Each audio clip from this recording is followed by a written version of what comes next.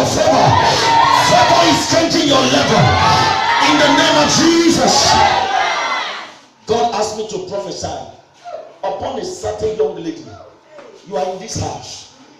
After this service, that bobo you have trust God for, he's loaded spiritually. He's a firebrand. His blood bought. Is loaded in pocket. His pocket are swollen. His bank account is about to burst. That young man is going to set his eyes on you. As you are walking along the streets, the Holy Ghost will be ordering your step. The young man will see as you pass. Electric will shock him. It's an electric favor. As the electric shock him, he will say, who is this degalizing angel? Where are you from? The Bible says to Jacob, he said, my son, smell as the field the Lord has blessed. So when you pass him, the aura, the aroma of favor we smell on his nursery. And we say, who is this young lady? Hello, young lady. Where are you from? Can I get to know you? You said, I'm a daughter of Zion. The lady responded, I'm a daughter of Zion. I'm a seed of Abraham. Can I help you? He said, daughter, you are beautiful than the Queen of England. Daughter, you are so elegant that the moment you pass, I was shocked with Holy Ghost electric. Please, can you be my angel for life? Such a favor is meeting you as I prophesy now. Manika Bahalofi, Hinde Barakadahaya, Lepore Katamando. Maybe you are a young man, you go out, you approach this lady. They first of all look at your shoe. When they look at your shoe is like the ark of Noah. When they look at your bed is like a suicide rope. So they said, we can't marry you now. But by the reason of favor is going to hit you. But when you walk around the streets, when you come out of your car, by the reason of favor, the young ladies are going to say, excuse me, bro. Excuse me, bro. Bro, can you look at me, please? That is someone's portion. That is someone's portion. In the name of the Lord Jesus. That is someone's portion. In the name of the Lord Jesus. You are a woman here. The moment you enter the house, maybe your husband will say, evil spirit not come again. But I prophesy, because you are in this service, young lady, don't rest on the pillar. As you walk into the house, something will happen.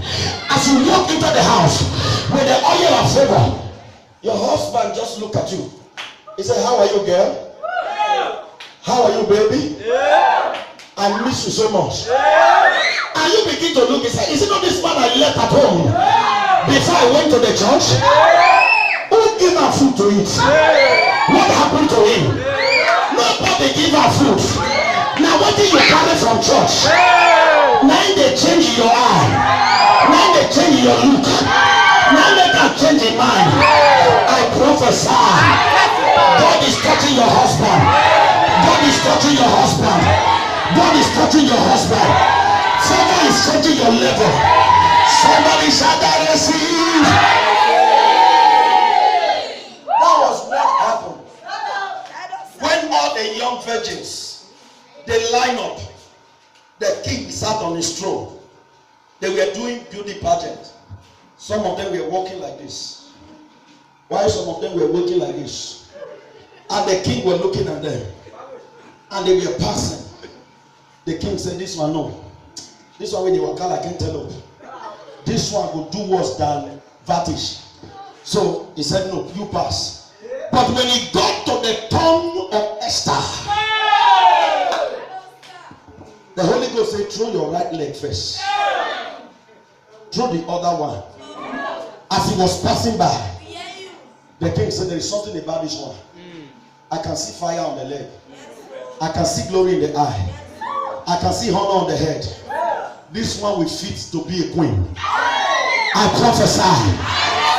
Your daughters who may look at and they see ugly face, I convert that face into a glory face. In the name of Jesus. In the name of Jesus. In the name of Jesus. Favor is changing your level. In the name of Jesus. Favor is what turned a housemaid into a housewife and a queen. Favor will turn a housemaid. I don't know who you are. Maybe you are here, you are doing a house help. But I am speaking by the voice of the Most High. I am speaking under the influence of the glory of favor. I declare you are turned into a queen from today. In the name of Jesus. Take your seat for a moment. How do I assess the covenant of favor? To kingdom goals for life. What do I mean for life? You are not addicted today until tomorrow you backslide. You must be crazy for God. Crazy for his house. Look at what the Bible says. In the book of Luke, chapter 12, verse 31. The Bible says, seek ye first the kingdom of God and his righteousness. Every other thing will be added to you. Until God becomes the number one in your heart, you cannot enjoy favor. Our best where we read from Psalm 102 from verse 13. It said, thou will arise and favor Zion. For the time to favor her, the time has come. Why? He said, because thy servant taketh pleasure in her stone. Ask yourself, do I take pleasure in doing the things of God? How much do you enjoy it? Are you being forced to serve God? The goal of the kingdom, are you forced to do it? The problem with Christians is that they are asking God for favor, but the conditions and the requirement for favor, they don't want to meet it. God can never favor you with uncommon favor until you are dedicated to God. Who was Paul? Paul was sold out for God. On his way to Damascus, persecuting the believer when he was yet a sinner. He encountered Christ. And Jesus spoke from heaven. Do you know what he said? The first thing he said, who art thou, Lord? And he said, I'm Jesus, that you are persecuting. What was the next statement? What will you want me to do, Lord? Just like the testimony I gave you. Those brothers, they visited the man of God. And the man of God was talking about the kingdom project. And immediately they asked him, how much will it cost? Men who are addicted to kingdom projects, when they meet with the servant, the first thing they ask is, what can I do? If you are a Christian, you are a member of a church, and you are never asked whether your group leader, even there are some of us who doesn't belong to any group, you are not asking the man of God or your group leader, sir, what can I do? This group that I'm in is not enough. I want to do more for God. Can I say this to you? God can never do anything on earth without the church. All the authority in heaven and earth has been bestowed on the church. Jesus is the head of the church, and the head cannot walk without the body. Stand up, come. Face the church. If I remove the head of this man, you just say this hand will walk. No. Jesus is the head of the church, and the church is his body. Every one of us collectively, we are the body of Christ. As Jesus being God, as powerful as he is, can I say this to you? He cannot do anything on the earth without us. Without the church, Jesus is not complete. And without Jesus, the church is not complete. Let's remove the head. The body is not complete. Let's leave only the head without the body. It's not yet complete. For the hand to walk, the hand needs the head. For the head to walk, the head needs the hand and the leg. Do you understand what I'm talking about? I understand you, sir. Can I say this to you? Yes, sir. I am the Jesus you know. You have not seen him, you have never encountered him. How did you encounter him? Through a man. Jesus reigns in me. Jesus reigns in me. And he reigns through me. Everyone who encounter me, encounter him. Write this down. Luke 10:16. He that heareth me, heareth him. Inside my voice is his voice. I'm speaking this morning. It's Jesus that is talking to you. How will you visit this church? He needs a vessel.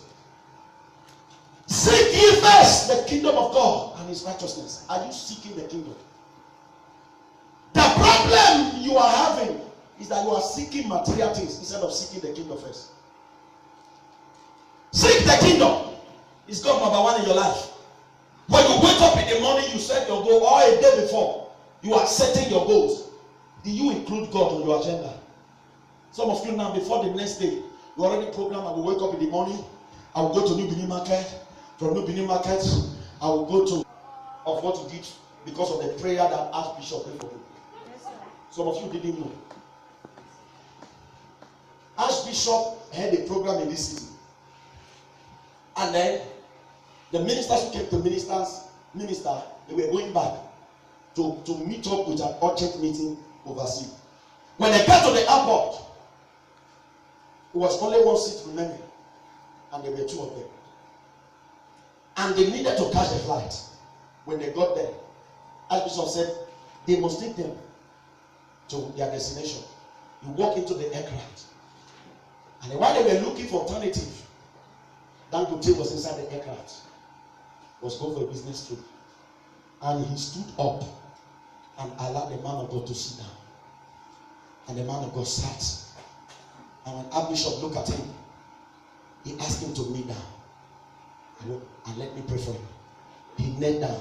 And Bishop laid his hands on him and pronounced the blessing. He said, as you stood up for me and for the work of God, he said, men around the world will stood up for you. Some of you now, you see a man of God is coming. You are looking at him. Let me tell you, what a man of God is not in his size and his stature. Some of you now, you think you know me. You have never seen me. The me is the one you are hearing, not the body you are seeing. You honor a man of God because of the size of his church. You may be honoring an antichrist. Some of you now, you honor that man of God, that the man of God who God has assigned over you. Can I say this to you? If God has never permitted me to pastor you, you would have been here. Yes, sir. There are other churches everywhere. You pass 1, 2, 3, 4, 5, and yet you came to this church, and you are still messing up, and you don't know that God ordered your step here. What an error. And he blessed him. And the man is the giant of Africa in terms of prosperity today. But we are going to beat him. Yes, sir. I don't know who I'm talking to, but I'm beating him. I will do what no man has ever done in Africa. Not to prove that I can do, but to glorify Jesus. I don't know who I'm talking to here. I don't know who I'm talking to. There's a major of I watched on his birthday. There is no man of God who is doing in the dimension of giving that is given. Anytime you do birthday, he started from 15 vehicles. It went to 20. From 20 went to 30. From 30 went to 40. We'll be giving out vehicles to people on his birthday. And the vehicle, the least of all, is about 1.5 million. I'm talking about vehicles that worth 9 million, 10 million, 15 million. The vehicle that worth 20 million, we'll be giving them out in numbers. The last birthday he did, He called out. He said, if you are a widow here, he said, come out. And widows, he said, widow indeed, and widows began to pack out. They came out, their numbers was 115 widows. They line up. He said, I want to pray for you. This is my assignment. After praying for them, he said, I'm giving each and every one 200,000 naira. And how much do you know was that? I not say go and come back. 23 million was packed out and given to widows. That is what it means to preach the gospel. Some of you now, you are giving, you are saying, I give, now maybe the man of God want you to do. What is your business? Do you know why some Christians, your heart is like a stone? And as you are having your heart, God said you can't go far. I will lead you to this level because if I bless you, not only you and your children. Kingdom addiction, seek first the kingdom of God. You know what the Bible says? Jesus said when you pray, he said, thy kingdom come. Thy will be done on earth. As it is, where? Akusa tobalia pepe. Ikarabota. Ask your neighbor, tap your neighbor, say neighbor. Neighbor. Say neighbor. Neighbor. How passionate, how committed, how dedicated are you with God? Malachi 3, 16 and 18. 16 to 18. Look at your Bible. Malachi 3. Malachi 3. 16 to 18. I read. Are you there? Malachi 3. From verse 16 to verse 18. You got it, read for me. He said, then they that fear the Lord spoke often one to another, and the Lord heard them, and heard it, and a book of remembrance was written before him for them that fear the Lord, and that thought upon his name. How do you think upon the Lord? Isaiah, and they shall be mine, said the Lord of hosts, in the day when I make up my jewels, and I will spend them as a man spareth his son's own that serveth him, and they shall return and be discerned between the righteous and the wicked, between him that serveth God and him that serveth him not. I declare upon someone here who is going to say, from today I commit myself to God.